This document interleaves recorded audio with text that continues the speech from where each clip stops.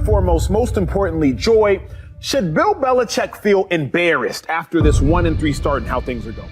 Former Patriots Pro Bowler Asante Samuel, he did not at all hold back, tweeting, Belichick is starting to show you he is an average coach without Tom Brady. I have a question for you. It looks like Mac Jones is one of the few quarterbacks in the league that can make the right decision and still throw interceptions.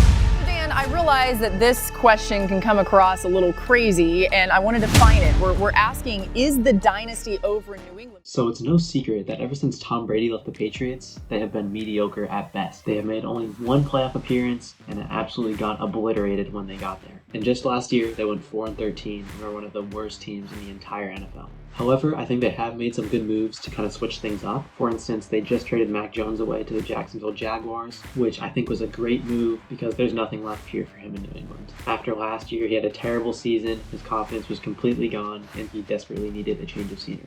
And the same applies with Bill Belichick. I know he's one of the greatest, if not the greatest coach of all time, but ever since Tom Brady left, he has had no success, and after 4 seasons, it's time for a change. So instead, they brought in Gerard Mayo, who I think is going to be a great head coach. He played for the Patriots his entire career, he's a player, he's experienced, and I think that players who become coaches have done a really good job in recent years. Just look at Dan Campbell with the Lions. He was a player and he's brought a team that's notoriously in the gutter to the playoffs. But in order for the Patriots to become contenders again, they need to make some major moves. And the first thing they need to do is get the draft right. They have the 3rd pick in this year's draft, meaning they have to address their biggest need, quarterback. The quarterback who they're going to get is who's left over between Caleb Williams, Drake May, and Jaden Daniels. I think it's out of the equation that they get Caleb, but I think they have a very good chance at either May or Daniels. In my opinion, I think Daniels would be a better fit, and here's why. He's the perfect size at 6'4", and he's got really great athleticism.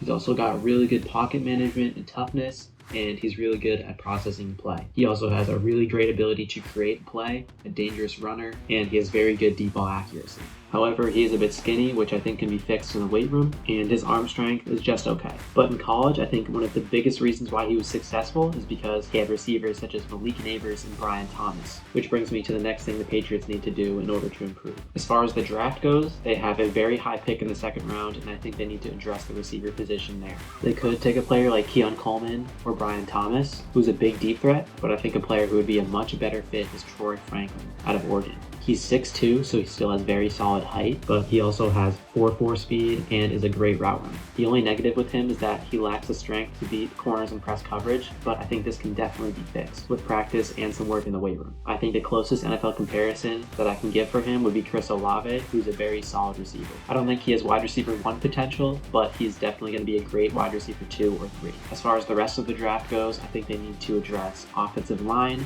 defensive line, and the secondary. As far as free agency goes, I think they can make a few more changes this year, with the biggest one being to sign Tyron Smith from the Dallas Cowboys. They should not sign him to a long-term deal because he is old, but I think a 1 or 2 year deal with a lot of incentives would be a great pickup for them, especially with a young quarterback. He's a proven all-pro guy, and he can definitely play left tackle for them, so I think that would be a great pickup. A really good left tackle like that is going to allow Daniels to get really comfortable and allow him to develop correctly. And I think one trade they need to make is to trade for T. Higgins. I do not think they should trade for him now because it would probably cost a 2nd round pick. So I think they should wait until mid-season, right before the trade deadline, and give up a 3rd rounder for him. This would be a huge pickup because it would give Daniels a huge target to throw to. With Higgins being 6'4", with great speed, it would basically be the exact same thing as him throwing to Brian Thomas back in college. One more signing I think they should make in free agency in order to address the defense is to sign Chase Young to a 1-year deal. He hasn't had nearly the amount of success he had his rookie season, so I think if you give him a 1-year prove-it deal with lots of incentives,